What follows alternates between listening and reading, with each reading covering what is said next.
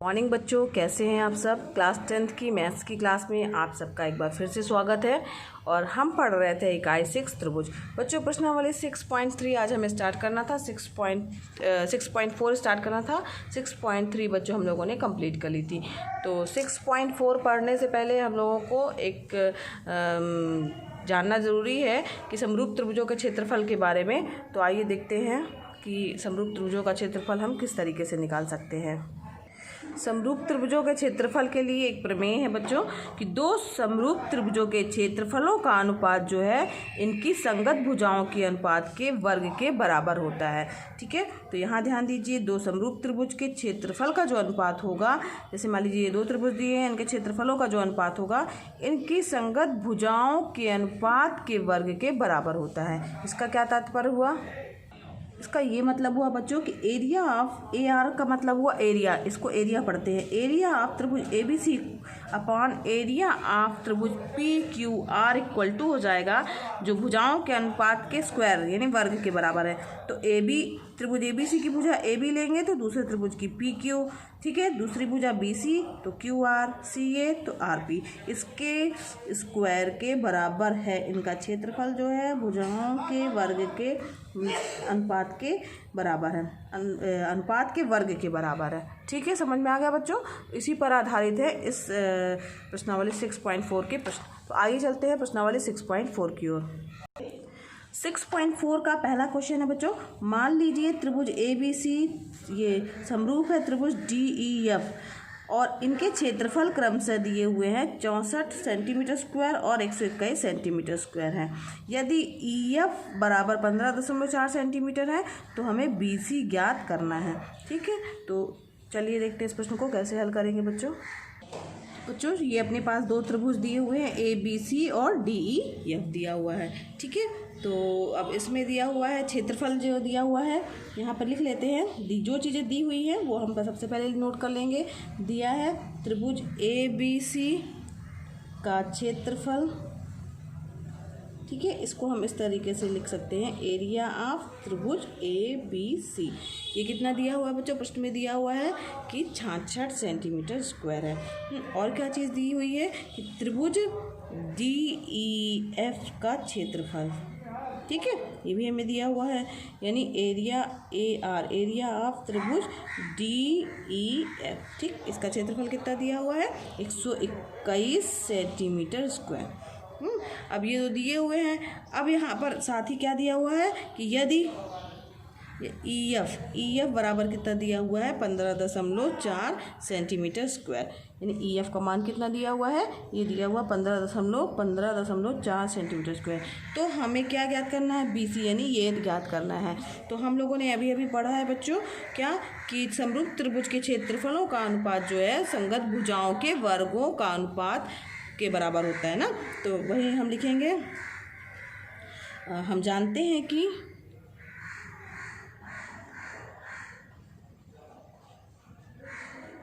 समरूप, और एक चीज़ और दी हुई है यहाँ पर, सबसे पहले लिखिएगा, त्रिभुज ए बी सी समरूप है त्रिभुज डी ई एफ। ये तो हमें दिया ही हुआ सबसे पहले, तभी तो हम उस प्रमेय को लगा पाएंगे बच्चों। तो हम जानते हैं कि समरूप त्रिभुज के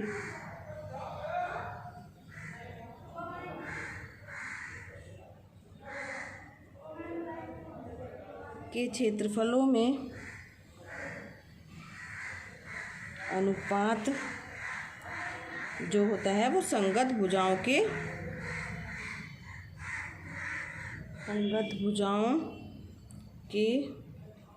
वर्गों के अनुपात के बराबर होता है,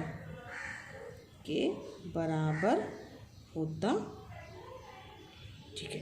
अब देखिए, अब चूंकि ये अनुपात के बराबर हो गया तो इसका मतलब क्या हुआ बच्चों कि जो एरिया है यानी कि त्रिभुज ए बी सी, ठीक, एरिया ऑफ त्रिभुज ए बी सी बटे एरिया ऑफ त्रिभुज D E F equal to क्या हो जाएगा? भुजाओं के अनुपात के बराबर हो जाएगा। ए बी सी की भुजा कौन सी होगी? बी सी का स्क्वायर बटे इसकी भुजा क्या है? ई एफ का स्क्वायर। ई एफ का मतलब इन दोनों का होल स्क्वायर समझ लीजिए, होल स्क्वायर, या इसको अलग अलग स्क्वायर पे लिख सकते हैं, या बी सी का स्क्वायर बटे ई एफ का स्क्वायर। अब हमें क्या करना है, कुछ नहीं करना बच्चों, केवल मान रख देना है। तो मान रखते हैं। तो इसका त्रिभुज ABC का मान कितना दिया हुआ है, 66 दिया हुआ है, नहीं सॉरी 64 दिया है बच्चों, यहाँ पे 64 सेंटीमीटर दिया है। तो यहाँ पर 64 सेंटीमीटर हो जाएगा, ठीक है। और DEF का दिया हुआ है, DEF का 121 सेंटीमीटर, ठीक है, सेंटीमीटर स्क्वायर। अब यहाँ पर BC का मान हमें ज्ञात ही करना है, BC का स्क्वायर ज्ञात करना है। EF का मान दिया हुआ है 15.4, ठीक। और तो ये 15.4 जो है, अब हमें क्या करना है बच्चों, अगर हम दोनों तरफ सबका वर्गमूल ले लें तो, है ना, यहाँ लिख देते हैं वर्गमूल लेने पर, तो ये क्या हो जाएगा, √64 अपान √121 इक्वल टू √BC का स्क्वायर अपान √15.4 का, यहाँ EF का स्क्वायर था ना, इसका स्क्वायर, ठीक है। तो ये स्क्वायर से सब रूट सारे कैंसिल हो जाएंगे। तो ये हमारे पास क्या मान आ जाएगा बच्चों, इसको जब हम हल करेंगे, 64 किसका वर्ग है, 8 का वर्ग है। 121 किसका वर्ग है बच्चों, 121 जो है वो 11 का वर्ग है, ठीक है। तो इसका वर्गमूल निकाल लिया, यहाँ पर स्क्वायर से ये रूट कैंसिल हो जाएगा, यानी यहाँ BC बटेगा, यहाँ कितना बचेगा 15.4, ठीक। अब BC बराबर क्या आ जाएगा आपका, BC बराबर आ जाएगा, तो BC बराबर आ जाएगा 8 गुणे 15.4/11, ठीक है। इसको आप हल करिएगा तो ये 11 से कट जा रहा है, 11 एकम 11, 11 एकम 11, 11 चौक 44, 1.4 का गुणा 8 से करेंगे तो आ जाएगा 11.2 सेंटीमीटर। ये यानी BC का मान हो गया। आप उत्तर अलग से लिख दीजिएगा। अतः BC 11.2 सेंटीमीटर, BC का मान 11.2, BC 11.2 सेंटीमीटर होगा, ठीक है। ये इसका उत्तर हो गया। समझ में आ रहा बच्चों? तो इसी तरीके से आगे बढ़ते हैं अब हम। आइए देखते हैं प्रश्न नंबर 2 है, एक समलंब ABCD जिसमें AB समानांतर है DC यानी AB यानी AB समानांतर, अच्छा हाँ ये चित्र दूसरे इस चित्र का है, ये अलग प्रश्न है। तो एक समलंब ABCD जिसमें AB जो है वो DC के समानांतर है के विकर्ण जो है वो परस्पर बिंदुओं पर प्रतिच्छेद करते हैं। यदि AB बराबर 2CD हो तो त्रिभुजों AOB और COD के क्षेत्रफलों का जो है वो अनुपात हमें ज्ञात करना है कि इसका अनुपात कितना होगा। तो आइए देखते हैं प्रश्न को कैसे हल करेंगे। अब इस प्रश्न में बच्चों ये देखिए हमने एक चतुर्भुज खींचा है जो कि क्या है, समलंब चतुर्भुज है ABCD। तो यहाँ पे जो चीज़ें दी हुई हैं स्टार्ट हम वहीं से करेंगे। लिखा है, दिया है, क्या दिया है कि ABCD एक समलंब चतुर्भुज है और AB समानांतर है CD, यानी AB जो भुजा है वो CD के समानांतर दी हुई है, ठीक है। समझ में आ रहा है? और एक चीज़ और दिया हुआ है कि तथा AB बराबर दिया हुआ है 2CD, यानी AB जो है वो 2 गुना है CD का, ठीक। तो त्रिभुज का हमें क्षेत्रफल ज्ञात करना है। तो अतः अब जिन त्रिभुजों का क्षेत्रफल ज्ञात करना है उन त्रिभुजों को लेके चलेंगे AOB और त्रिभुज COD में, ठीक है। इसका हमें क्षेत्रफल ज्ञात करना है। तो AOB यानी इस त्रिभुज को देखिए बच्चों, और त्रिभुज COD यानी इस त्रिभुज, यानी आमने सामने वाले इन त्रिभुजों को ध्यान दीजिए, ठीक। तो पहले एक बार समझ लीजिए क्या करना है। अब यहाँ पर देखिए ये कोण एकांतर कोण है, ठीक। कोण A बराबर यानी कोण OAB बराबर है कोण OCD, ठीक। क्यों है? क्योंकि दोनों समानांतर रेखाएं हैं और ये क्या है, एकांतर कोण है। समझ में आ रहा है बच्चों? इसी तरीके से ये वाला कोण भी इस कोण के बराबर होगा क्योंकि ये भी क्या है, एकांतर कोण है। और ये दोनों कोण जो हैं वो आपस में बराबर होंगे। क्यों? क्योंकि ये सम्मुख कोण है, ठीक है। तो ये कोण समरूपता से दोनों त्रिभुज क्या हो जाएंगे, समरूप हो जाएंगे। यही आपको लिखना है बच्चों, तो इसको लिख लीजिए। चूँकि AB समानांतर है CD, ठीक है, अतः कोण OAB बराबर कोण OCD। OAB यानी ये वाला कोण, ठीक है, OCD यानी इस वाले कोण के बराबर है। क्यों बराबर है? एकांतर कोण है, एकांतर कोण, ठीक है। इसी तरीके से ध्यान दीजिए बच्चों। अब इसी तरीके से कोण बराबर कोण O D C, A B O यानी ये वाला कोण ओ डी सी यानी इस कोण के बराबर है। समझ में आ रहा है? क्यों? क्योंकि ये भी क्या है, एकांतर कोण है। ठीक है, अगर भुजाएं समानांतर हैं तो एकांतर कोण क्या होते हैं बच्चों, आपस में बराबर होते हैं। ठीक है, अब ये कोण क्या है, सम्मुख कोण है, तो वो भी लिख लीजिए। कोण ए ओ बी बराबर है कोण डी ओ सी, या सी ओ डी या डी ओ सी दोनों लिख सकते हैं। ये दोनों क्या है, सम्मुख कोण है। ठीक है, सम्मुख कोण है। अब समझ में आ रहा होगा बच्चों, ये तीनों चीज़ें हो गई हमारे पास में। तो कौन सी समरूपता की प्रमेय लग जाएगी, कोण कोण समरूपता के प्रमेय से। अतः एंगल एंगल एंगल समरूपता की प्रमेय से दोनों त्रिभुज क्या हो जाएंगे, समरूप हो जाएंगे। यानी त्रिभुज जो हमारे त्रिभुज ए ओ बी समरूप हो जाएगा, त्रिभुज ए ओ बी समरूप हो जाएगा किस त्रिभुज के, A O B D C O D. ठीक है, ये दोनों त्रिभुज क्या हो गए, आपस में समरूप हो गए समरूपता की प्रमेय से। अब क्या होगा बच्चों, तो चूंकि समरूप हो गए हैं तो हमें पता है कि इनका क्षेत्रफल जो है वो भुजाओं के अनुपात के वर्ग के बराबर होता है ना। तो अतः एरिया ऑफ त्रिभुज ए ओ बी बराबर बटे एरिया ऑफ त्रिभुज सी ओ डी बराबर क्या हो जाएगा, ए बी का स्क्वायर बटे सी डी का स्क्वायर। ठीक है, समझ में आ रहा है ना।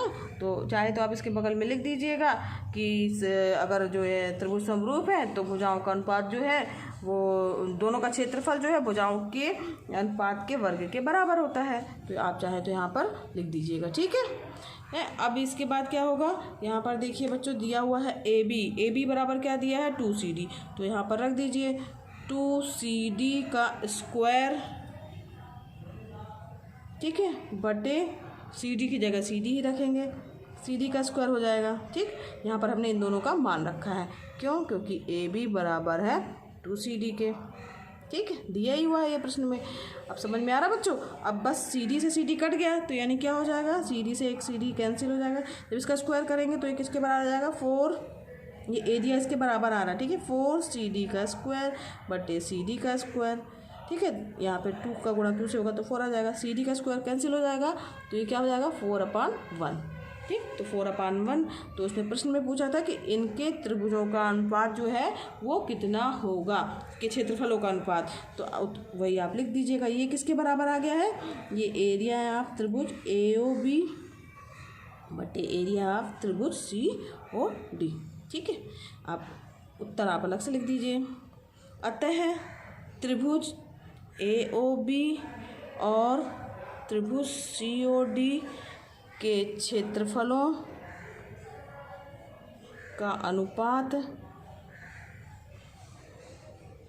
इनके क्षेत्रफलों का अनुपात क्या होगा, कि क्षेत्रफलों का अनुपात 4:1 होगा। ठीक है, का अनुपात 4:1, ये अनुपात का चिन्ह है बच्चों, अनुपात होगा। ये हो गया आपका उत्तर। ठीक, समझ में आ गया ना किस तरीके से हल किया गया है। ठीक है, अब आगे बढ़ते हैं।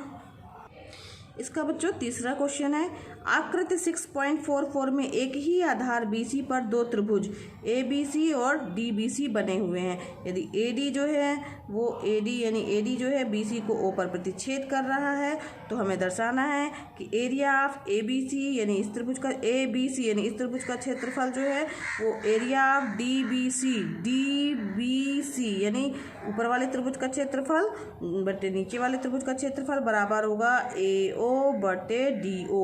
ठीक है, तो ये हमें सिद्ध करना है। ठीक, तो इसको सिद्ध करने के लिए बच्चों जो है आप एक रचना आपको करनी होगी। बच्चों इसमें जो है आपको इस भुजा पर जो सामने वाली भुजा से बिंदु A से लंब डालना है, ये 90 डिग्री का कोण आ जाएगा।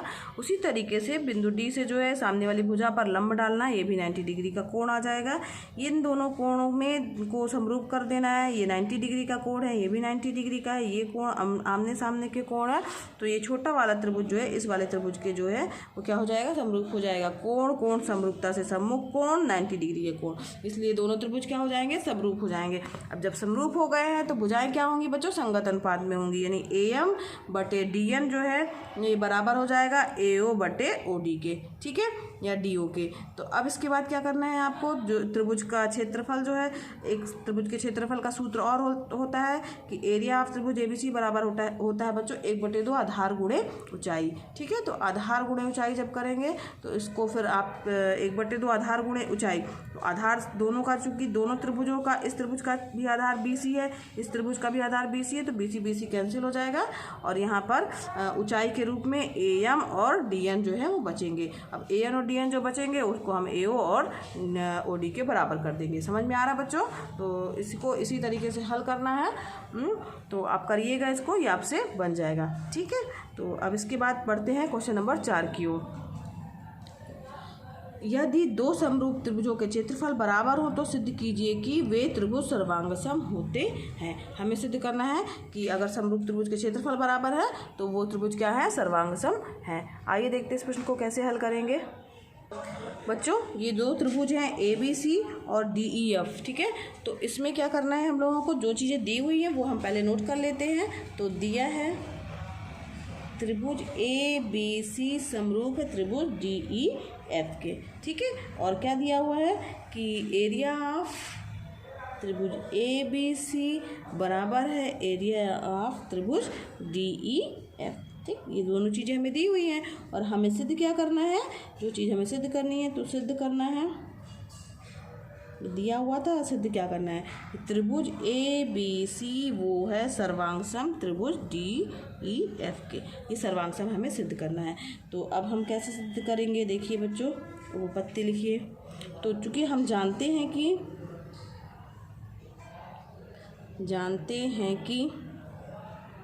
क्या जानते हैं कि जो त्रिभुज का एरिया है त्रिभुज ABC बटे एरिया ऑफ त्रिभुज DEF क्या बराबर होता है, इसके किसके बराबर होता है, भुजाओं के, सॉरी AB बटे DE हो जाएगा, सॉरी यहाँ पे D और E आएगा, ठीक है बेटा।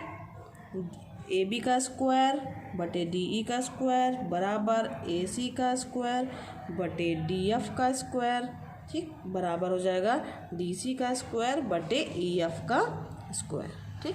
ये है हम जानते हैं। अब चूंकि दिया हुआ है कि इन दोनों का एरिया क्या है, बराबर दिया हुआ है ना, तो दिया है एरिया ऑफ त्रिभुज ABC बराबर है एरिया ऑफ त्रिभुज DEF के, ठीक। ये हमारे पास दिया ही हुआ है ना, तो अब ये दिया हुआ लिख लिया हमने। अब चूंकि ये बराबर दिया हुआ है बच्चों, तो इसका मतलब क्या हुआ कि इस दोनों का अनुपात क्या हो जाएगा, 1 हो जाएगा ना। तो ये हो जाएगा एरिया ऑफ त्रिभुज ABC बराबर बटे एरिया ऑफ त्रिभुज DEF बराबर AB बटे DE, AC का स्क्वायर बटे DF का स्क्वायर और DC का स्क्वायर बटे EF का स्क्वायर, आपस में कैंसिल हो जाएंगे क्योंकि दिया हुआ है, बराबर दिया हुआ है ना। तो यहाँ पे चाहे तो आप बच्चों यहाँ पर एरिया ऑफ त्रिभुज ABC ही लिख दीजिएगा, ये ना लिख के ये लिखिएगा। अब इससे ये कैंसिल हो जाएगा, जब कैंसिल हो गया तो यहाँ क्या आ जाएगा, 1 बराबर हो जाएगा AB का स्क्वायर बटे DE का स्क्वायर, ठीक। इसी तरह क्या आ जाएगा, AC का स्क्वायर बटे DF का स्क्वायर बराबर 1, इसी तरह DC का स्क्वायर और EF का स्क्वायर बराबर क्या आ जाएगा, 1, ठीक है। अभी अब जब ये सब 1 के बराबर हो गया, इसका मतलब क्या हो जाएगा, AB का स्क्वायर बराबर हो जाएगा DE का स्क्वायर। समझ में आ रहा बच्चों? कुछ नहीं, बस ये यहाँ पे इसको इस तरफ पक्षांतरित किया गया है। इसी तरह इससे क्या निष्कर्ष निकलेगा कि AC का स्क्वायर बराबर DF का स्क्वायर और क्या निकलेगा कि DC का स्क्वायर बराबर है EF के स्क्वायर के। अब सब में से स्क्वायर हट जाएगा, यानी AB बराबर हो जाएगा DE के। समझ में आ रहा है बच्चों? AC बराबर हो जाएगा DF के और DC किसके बराबर हो जाएगा, EF के। तो जब ये तीनों भुजाएं जो हैं वो आपस में क्या हो गई, बराबर हो गई, तो भुजा समरूपता सर्वांग समता की प्रमेय से जो है दोनों त्रिभुज क्या हो जाएंगे, सर्वांग सम हो जाएंगे। अतः यहाँ पे लिख दीजिएगा, अतः त्रिभुज ABC व त्रिभुज DEF में, ठीक है, अतः त्रिभुज ABC AB बराबर है DE के व AC बराबर है DF के तथा DC बराबर है EF के, तो कौन सा सर्वांग समता का नियम लगेगा बच्चों? SSS, साइड साइड साइड सर्वांग समता के नियम से, सर्वांग समता के नियम से क्या हो जाएंगे? दोनों त्रिभुज आपस में सर्वांग सम हो जाएंगे।